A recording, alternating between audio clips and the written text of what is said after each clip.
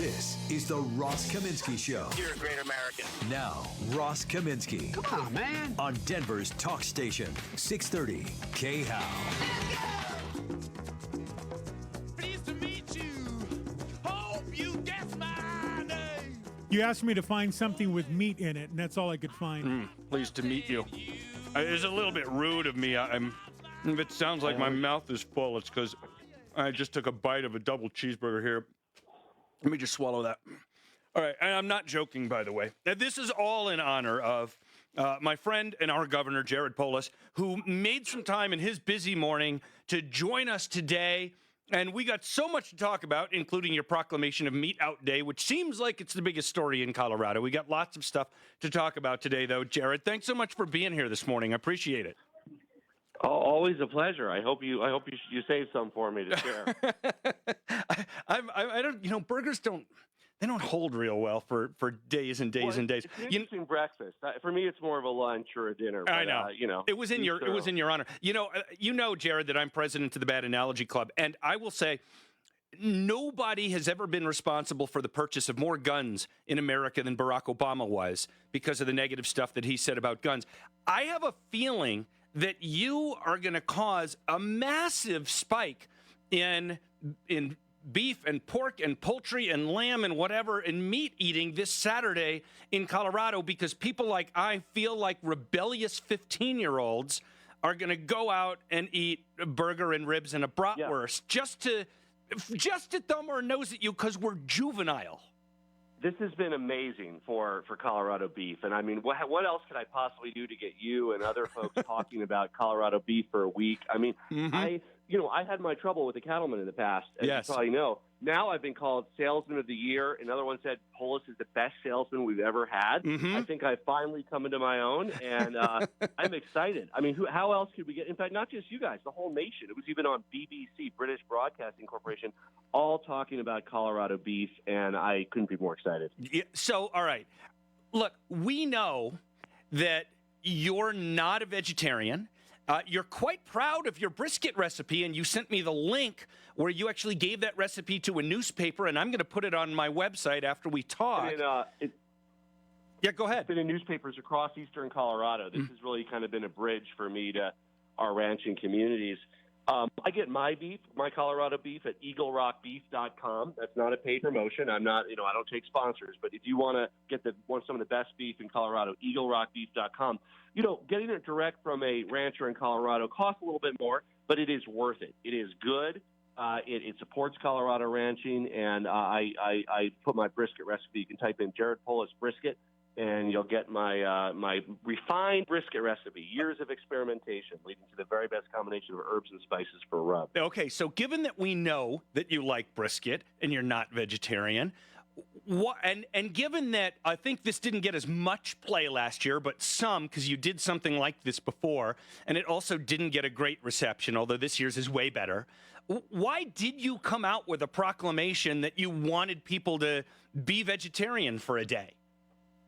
Well, this was, as you probably know in researching it, it was basically the renewal of one that Hickenlooper did when he was governor, and we just approved those as a matter of course. We do hundreds of these proclamations.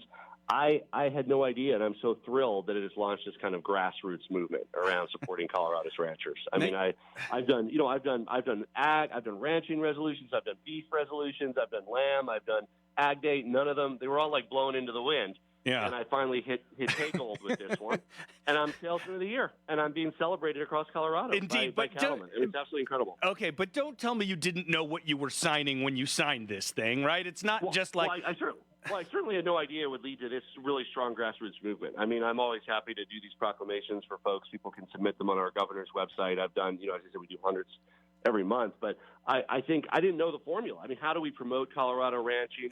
I'd love to figure out how to do the same thing for Colorado lamb, which has a great name across Colorado. I don't know what that formula is, but when you hit it, and I'm Salesman of the Year. And, all right. It's been a bridge for me to rural communities. Look, I got to put my brisket recipe in the Fort Morgan Times. Okay, that's some darn good spin, but you know that the initial reaction was that people thought you were sticking your thumb in the eye of the Colorado ranching community. So can you please tell my many rural listeners and people who support Colorado ranchers what your motivation was behind the original proclamation. And don't just say, Well, I just did what Hickenlooper I did. think the most important thing is when they're it is what Hickenlooper did. When they go vote next year, they can vote for the best salesman of the year and the best person for Colorado ranchers who's ever been governor. Or I'll probably have a city slicker Republican as my opponent. They can vote for them too. They probably don't even know how to make brisket. I don't know if it's going to be yet, but I can tell you, I'll put my brisket up against anybody's in the state. Well, any good Jew should know how to make a good brisket. So I'm not surprised. Yeah, Jews and Texans.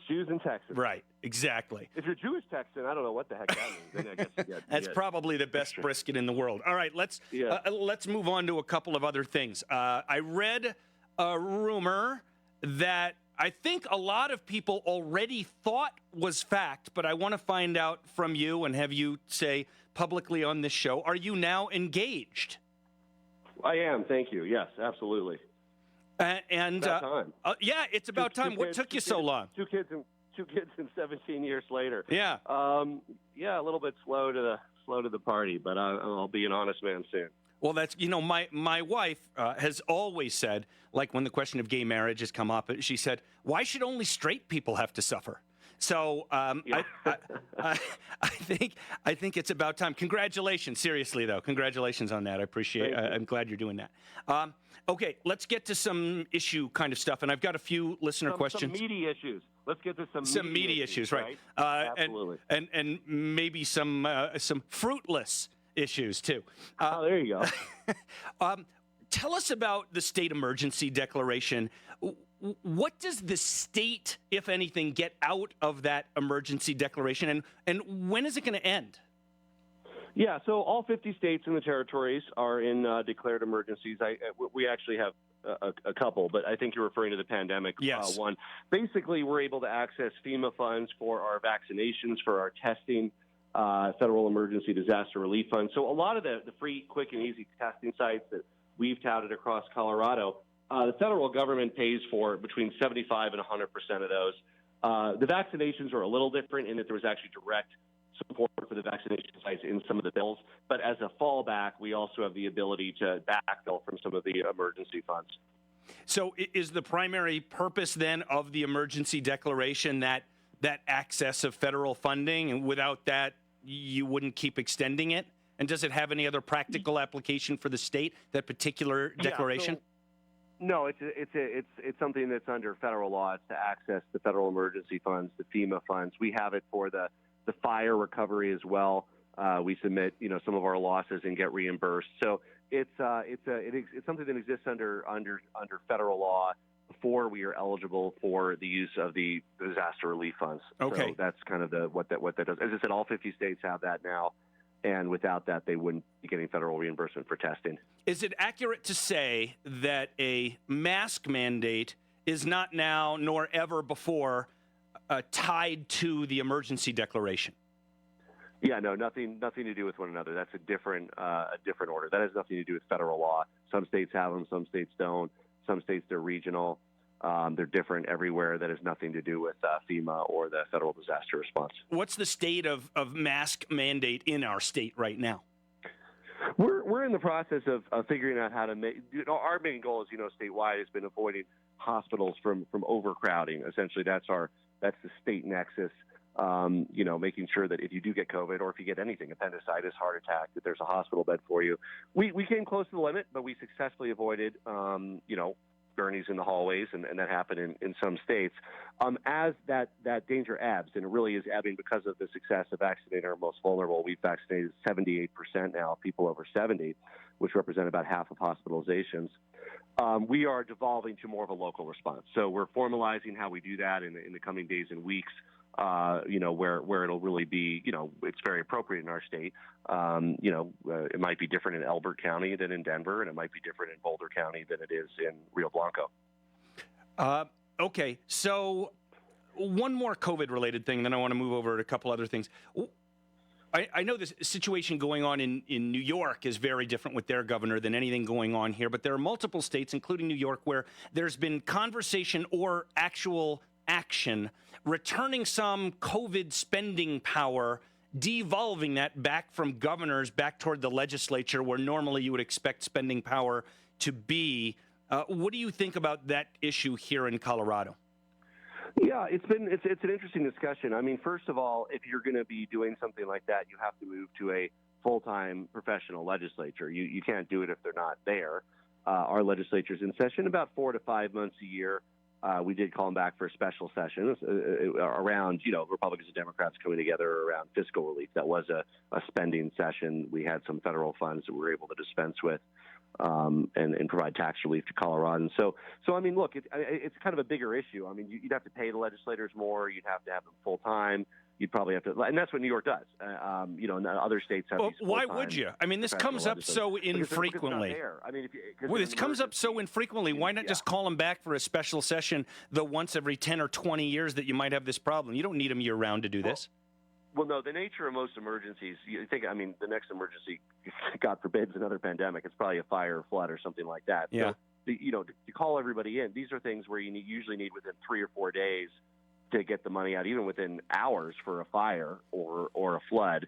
So you'd really have to have them there. I mean, to call people back, you need to give a week notice. I mean, a fire, horrible fires this year weren't over, but in general, the worst, in many cases, the worst part of a fire can be over in a week or two by the time you could even convene them. So you need them there. You can't just say go, and next time there's a fire or flood, we're going to call you all back. If you look at states where they do have more of that balance, they do have professional legislatures. And by the way, that was a perfect length answer for me to have another bite of my cheeseburger. So thank you for that. My special guest, Governor Jared Polis, joining us on the show. I'm sure you're well aware of Senate Bill 182, talking about restrictions on discipline and the use of police in schools. And a lot of my listeners, a lot of my colleague Dan Kaplas's listeners are really concerned about this bill, and in particular that it states that children, and these could be, teenagers, can't be handed over to the police for things like theft or for property damage or trespassing or drug paraphernalia. And look, I get wanting to reduce the quote-unquote school to prison pipeline, but this thing seems insane.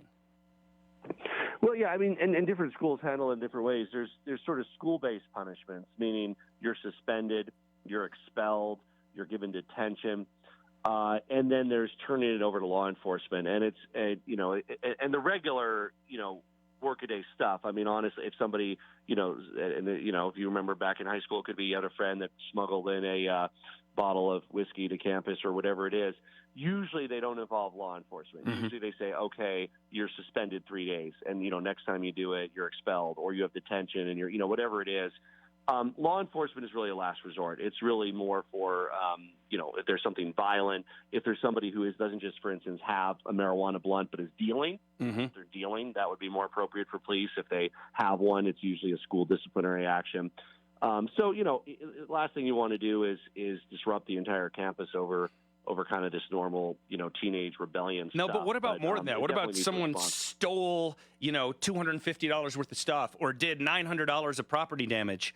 And that's real. And trespassing. And now you can't do anything to them. Yeah. Don't you think this goes too far? So the first line would be, if somebody usually, again, you talk to a principal or dean of students who usually handles this discipline issues, and you should have someone on your show. I think what they'll say is, look, the first thing we do is we try to handle it on campus. If they restitution, meaning we'll make them stay after school and work and clean for 5 days and pay back the $250 or something like that. Now, of course, there comes a point where you have to involve law enforcement if there's certainly any danger to other students, if there's a threat to other students. But they do a good job with discipline at our schools. Not everywhere. I'm sure there's schools that don't. But in general, that's their first line. They will generally tell you, and as I said, you should have some deans of students or principals on it. I will. Schools. I definitely will. Yeah, so they'll give you. Let me talk about one other aspect of this bill that troubles me a lot. There was, during the Obama administration, there was a time where the federal government told schools it looks like black kids and Hispanic kids are getting suspended more than white kids. And we think that that's a sign of racism. Now, of course, that's an utter failure of basic logic. But what ended up happening was that schools started either not disciplining or suspending kids who needed to be and deserved to be because they happened to be black or brown, or they started suspending white kids for lesser infractions just to boost the number of white kids who are getting disciplined. And this same mindset and path is in this bill. They are saying it's racist that black kids or Hispanic kids get suspended more, and they want these school districts to have to keep all of these statistics of discipline based on race. And this scares the bejesus out of me, and I want to know if you're going to sign this bill as it stands now, if it passes. Well, on bills, these things change a lot through the process, so I'll be happy to take a look at it when it's through. Here's kind of, there's always like a kernel of truth to what you're kind of saying. Here's the issue that people have. They say, look, for doing the exact same thing, let's call it having a marijuana blunt on campus. Here you have a high school that's predominantly minority where kids are being expelled or suspended. Here you have a suburban high school where it's just being confiscated and maybe they stay after school one day. So you look at those disparate punishments. How do you have more of a uniform system? It's across criminal justice. We're not just talking kids here. I mean, if you had if you were smoking marijuana in the 80s in Boulder, you probably had a cop just tell you, "Can I join you?" Right? If you were smoking one in Denver in a minority community, you could be hauled in, and that goes on your permanent criminal record. Which is why I expunged, pardoned over 2,700 people that had state marijuana crimes from the 80s and 90s for things that are perfectly legal today. And I'm in favor of your doing that. I think that was the right thing to do. Yeah, it was. I mean, it's legal to.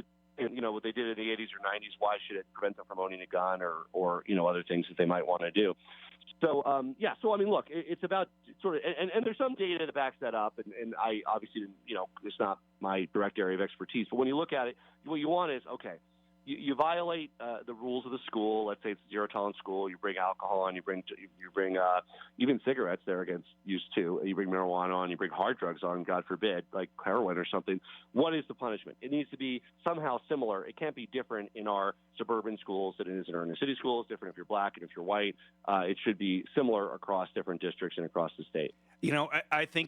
I think it's very, very complicated. And I think when you start putting things in place that encourage any one school to treat people differently by race, it's a huge problem. Let me squeeze in one last question with you. There's another bill that aims to do bail reform, and it would essentially get, free bail, no bail needed for most crimes in Colorado, including some serious crimes, car theft, certain kinds of assault, and let these people right back out. I've had a prosecutor from a major county here tell me that this is very, very dangerous for victims of domestic violence, and I want to know if you have a thought about this bill. Yeah, I'm going to obviously go look at it as well. I've heard from mayors on this one who are concerned with it, and I think that they should obviously go work with the prosecutors. If the prosecutors aren't on board or at least neutral on it, they should try to do that. I think what they're trying to figure out here is, some things you should have to be, put in prison pending the trial and have a bail on. Others, you should be on your own reconnaissance. So the question is, where do you draw that line? If it's something violent, if it's something that involves, a risk to people, obviously you should be in prison, except for if you bail out. You're innocent until proven guilty. These are people who are innocent until proven guilty that we're talking about here. Obviously, once they're convicted, they go to prison. But during that period where you're going to be tried, what is your escape risk? What did you do? What should your bail be? And, we certainly don't want to, if people did something or accused, I should say, if they're accused of something that is minor, they're routinely out on, negligible bail or their own reconnaissance. If they did something that's violent or major, then they would need to post formal bail. So I'll be happy to look at that, but I would certainly encourage the sponsors to work with prosecutors and work with mayors who I've heard from on this. Right. And there's different aspects of this bill. One involves reforming who can be arrested, and the other involves reforming what the bail looks like. So like some of these domestic violence cases, they'd still be arrested, but then they'd get out easier. All right, let me just tell you, Jared, let me end with a good little story here. I had a listener who emailed me day before yesterday and said, Governor Polis will never come on your show to answer questions about Meet Out Saturday. I said, I think he will. She said, I'll bet you $100. I said, I won't take your money. You're going to lose that bet. She said, if I lose, I'll give it to charity. So this morning, she sent me an email with a receipt, showing the receipt that she donated $100 to the Rocky Mountain VA Fisher House. I'm sure you know the Fisher House well. Yeah, absolutely. And so she donated $100 for your coming on the show this morning to talk about Meat Out Saturday, and other things. So thank you for that. By being here, you raised $100 for a worthy charity. Not only am I the best governor ever for promoting Colorado beef, but I'm also raising money for charity. I mean, this has just been amazing. It's the gift that keeps on giving. Are you going to do something right now, driving somewhere that you want to tell my listeners about? Oh, yeah. I'll be in Colorado Springs all day today. I'm actually we're launching some of our large vaccination sites. So we're doing about 7 across the state. I'll be meeting with Mayor Suthers and other local leaders, too. So, but what we're doing, we're Colorado Springs, Pueblo, the 2 in Denver, the Ranch, Grand Junction. These are the larger scale sites that as the quantities of vaccine increases, they're going to be doing up to 6,000 a day just for the next month or two till we work through that group, because our conventional healthcare system is kind of maxed out where we are, about 200,000 to 300,000 vaccines a week, and we expect we'll be over 400,000 vaccines a week within the next few weeks to be able to end this pandemic and get back to normal. Governor Jared Polis, thank you for, even if unintentionally, helping sell massive quantities of meat this weekend in Colorado, and congratulations again on getting engaged. Thank you, and the cattlemen will remember come election time who their salesman of the year is. I'm looking forward to making some progress in some areas that have been tough for me. All right. Bye, Jared. Have a safe day. Bye. Okay, I got to have a bite of this burger, and we'll be right back. This is Denver's Talk Station with Ross Kaminsky now. Tom Martino at 10, 630 KHOW, Denver.